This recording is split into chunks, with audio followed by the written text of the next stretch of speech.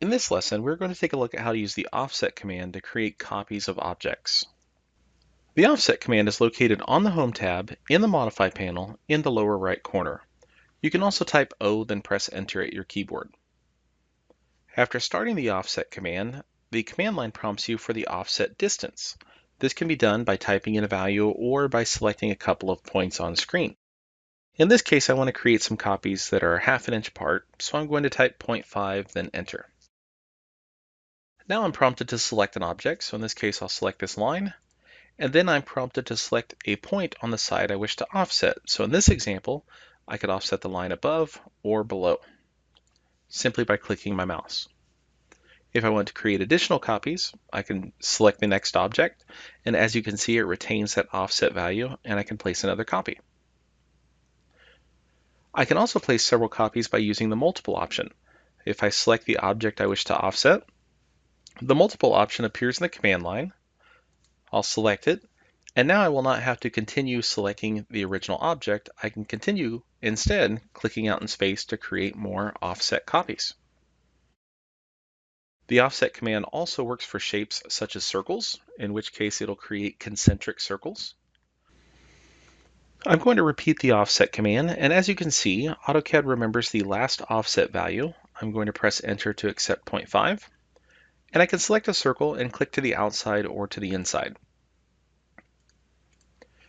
And similarly with the lines, I can choose the multiple option if I wish to create several different concentric circles. This also works on closed polylines as well. So I'm going to restart the offset command and Enter to accept 0.5 and offset this shape to the outside. Notice that it's creating concentric arcs, so the arcs are actually getting larger as it goes out. If I go in, it will do the same thing unless it runs out of space. As you can see here, there's no more room to create these outside arcs. This inside one continues to get larger, and as you can see, the shape changes pretty drastically as I continue to offset to the inside. With the offset command, you can also pick points to select the offset distance. This could be handy if you want to transfer distances from one shape to another. Let's take a look at an example. Here I've started a 3-view drawing, and I have the front view and the side view, and I wish to construct the top view. In order to do that, I'm going to transfer all the spaces from the right side view to the top view. I begin with my offset command, and instead of typing in a value for my distance, I'm going to specify 2 points. In this case, the 2 points that specify the distance between views. Now I can offset the top line up, and that gives me the front edge of my top view. I can continue offsetting similar points. So this will give me the next line back. And again, I can repeat each time transferring a distance from the side view to the top view.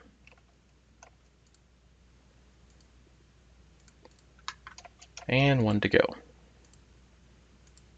And then finally, in this case, I can use the line command to close my shape in here.